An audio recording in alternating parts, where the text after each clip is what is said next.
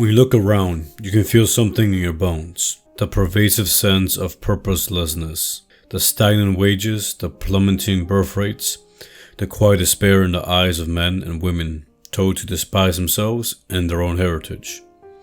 We are living amidst ruins, not merely the crumbling stones of ancient empires, but the metaphysical decay of a once ordered world. A world where meaning has evaporated, replaced by the fleeting substitutes like drugs and endless consumption. We paint over the cracks of this ruin with bright, hollow promises, hoping the rot beneath remains unseen. Schools today consistently downplay the radical nature of the rupture that created our world of ruin. We are often taught that the French Revolution of 1978 was simply about freedom fighters rejecting an old, fat king. But this is a dangerous simplification that numbs us to the true nature of the wound. This was not just a mere political revolt. This was a spiritual cataclysm, a fundamental reordering of reality that echoes through every facet of our modern existence. What they don't teach you in school is a profound, violent rejection that took place in Paris. It was a definitive moment of humanity's violent, self-willed rejection of its creator and the divine order that he established. It violently severed the very roots of God's transcendent sovereignty, divine right, and the traditional authority that has once ordered Europe for almost 1700 years. More profoundly, it signified a rejection of the foundational human order that had guided civilizations for millennia. The French people were not merely rejecting a monarch. They were dismantling an established order that had not only founded France, but has been the foundational force for every nation in Europe. While its intellectual seeds were sown in certain Enlightenment philosophies, the revolution was a crucible where the anti-God was forged and unleashed upon the world. No one understood this better than the philosopher Joseph de Maistre, a profound critic of the revolution. He did not see this merely as a political event, but instead saw it as a direct, almost satanic rebellion against God. De Maistre viewed the revolution as a divine punishment for the sins of the old order, yet simultaneously as a force of absolute evil, a torrent of impiety. He famously asserted that the French Revolution has a satanic character. For de Maistre, the very attempt to construct society purely on human reason, stripped of divine authority, was an act of profound hubris that could only lead to terror and self-destruction. He argued that human institutions, to be legitimate and enduring, must be rooted in the divine, not in the fleeting will of man. To believe that man by himself can create a perfect society is to commit the ultimate blasphemy against God's sovereignty. Following de Maistre, a Spanish statesman and philosopher, Juan Donoso Cortés, further articulated this stark choice.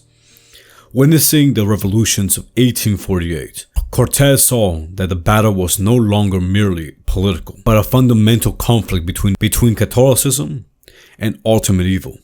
He argued that rejecting the theological truth inevitably leads to rejecting all authority, culminating in totalitarian chaos.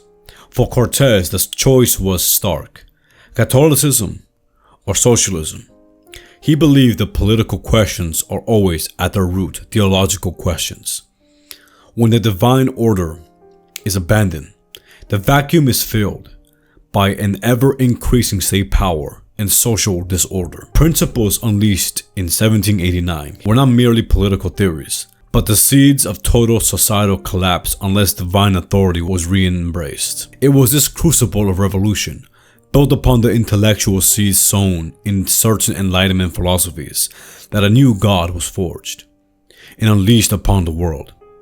Its name, the true deity of the modern world, is the Absolute Immanence. It is a God that most people already accept as infallible and eternal. How can we define it? It is the belief that all reality, truth, and purpose exists exclusively within man and the material world, completely severed from the divine source. Man becomes the ultimate sovereign, the sole author of all law and meaning. This is a deliberate turning away from the higher, a proud refusal to seek or even acknowledge anything beyond the material and the human will. It is the enthronement of the finite self as the infinite, the elevation of human desire to divine decree.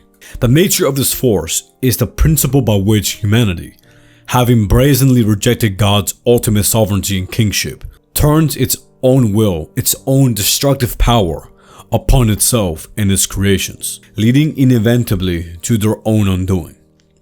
It is the chilling paradox where man's ultimate claim to freedom, divorced from truth and ordered liberty, leads direct to his own destruction. It is the logical endpoint of a philosophy that declares man to be the measure of all things.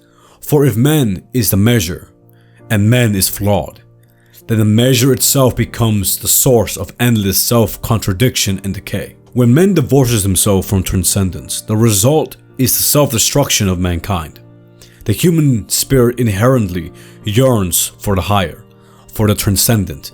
This yearning is not a cultural construct. It is hardwired into our very being, a metaphysical hunger for ultimate meaning and connection to the divine. When we forcibly separate our souls from this inherent desire, we find our lives devoid of purpose. We descend into a profound existential despair, attempting to fill this infinite void within us with fleeting substitutes, when in reality this void can only ever be fulfilled with eternal truth. Spiritual ruin occurs when we seek our freedom in the sins of the world, allowing our sickness to contaminate society. This is the embrace of moral relativism, the celebration of vice as virtue, and the denial of objective good and evil. This spiritual vacuum, this collective cowardice, allows cultural leftism to sweep in, ensuring that poisoning floods every corner of the world, unchallenged by a populace too fearful and too apathetic to resist. Our economic structure is not left untouched either. The rampant capitalist greed that devours our societies and ravages our planet, leading to mass dispositions where wages are suppressed. A pervasive ruthlessness is fostered by various forces, including large-scale demographic shifts that erode social cohesion. We see a culture that prioritizes abstract financial gain over human well-being and rootedness. Human dignity, which is the cornerstone of a justly ordered society, has been abandoned for the code, metrics of GDP, and hollow cult of consumerism. As Pope Leo XIII so precisely warned in his encyclical Rerum Novarum, Christian teaching makes clear that human dignity cannot be abandoned for the cold metrics of GDP and the hollow cult of consumerism. He cautioned against the dangers of an economic system that neglects the moral and social dimensions of labor and property, stating that some remedy must be found and quickly found for the misery and wretchedness pressing so heavily at this very moment on the large majority of the very poor. He argued for a just wage, a right to private property, and dignity of labor, all rooted in the inherent worth of human person as created by God. Yet under the sway of the Absolute Immanence, human dignity has been forsaken for endless consumption and the idolatry of profit. All of these poisonous ideas, which have shaped the world, were indeed born in Paris in 1789. Returning to Curtis Yarvin's concept of the Cathedral, we now see its true nature. It is much more than just an unorganized group sharing beliefs. Unwittingly, perhaps, the Cathedral serves as a high priesthood for this absolute immanence. Its adherents act as an infallible interpreters, enforcers of this God's will. Yarvin describes institutions like Harvard and the New York Times not merely as schools or newspapers, but as sovereign intelligence apparatuses for the regime, designed to dictate reality and define the limits of acceptable thought. The New York Times, for instance, functions as the Department of Reality Synchronization, selecting what decent people may believe, and its pronouncements become national truth. This explains why they paradoxically frame themselves as the protectors of democracy and free speech, while simultaneously ensuring your speech is silenced. They have enacted new blasphemy laws that permit only their dogma while suppressing all dissenting voices. This is not hypocrisy. It is a consistent application of a new, inverted sacred order. The religion to form this God of the Absolute Immanence is one that believes that sin continues, that guilt is shared, that blood cries from the earth, and that absolution has to be performed publicly and forever. This is the liturgy of the Perpetual Penance, a core manifestation of this unholy spirit. It is a ritual of endless self-flagellation, a collective guilt designed to keep individuals and societies perpetually indebted to the cathedral's ever-shifting moral demands, vigorously enforced by the regime's own inquisition, in academia, in the media, and through HR policies that dictate conformity via DEI mandates. All of this serves to enforce the tenets of this new religion, born of the French Revolution, which has seized the reins of global power. To truly grasp the radical nature of our current predicament, we must understand what has been inverted. In traditional societies, our nations were structured according to a divine hierarchy. First, the transcendent being, omniscient, true, and everlasting entity from whom all society originated, God. He was the ultimate sovereign, the source of all law and meaning. Below him were his priests, able to interpret divine law, guide society towards the higher. Their authority was spiritual, derived from God, and they served as moral compasses for the temporal realm. Below the priestly class was the warrior class, led by a king. These soldiers fought for God, living lives of moral uprightness, serving as exemplars of perfection in society that valued courage, heroism, truth, morality, and sacrifice. They were the protectors of the realm, bound by honor, duty, to a transcendent purpose.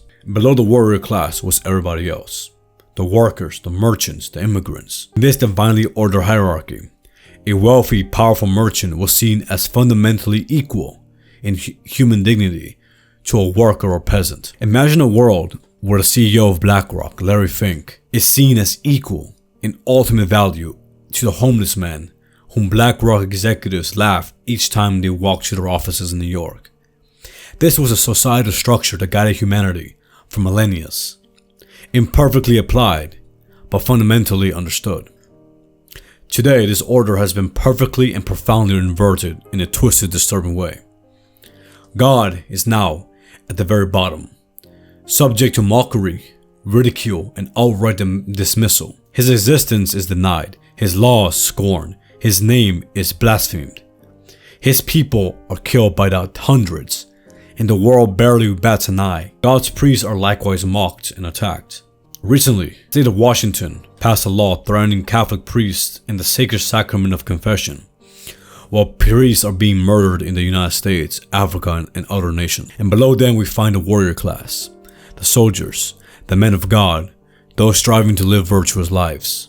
And where are the vast masses of the soldiers who sacrifice everything for the country?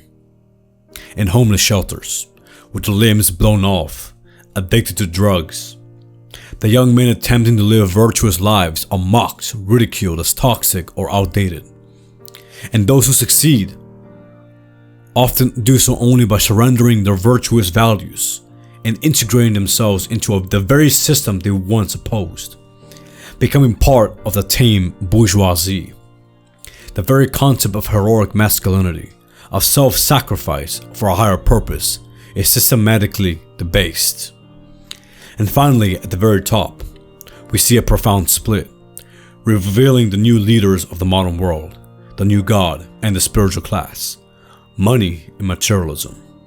The masses of the people, from the working class and others, do not rule, but the material desires, vigorously cultivated by a consumer culture, now drive the world.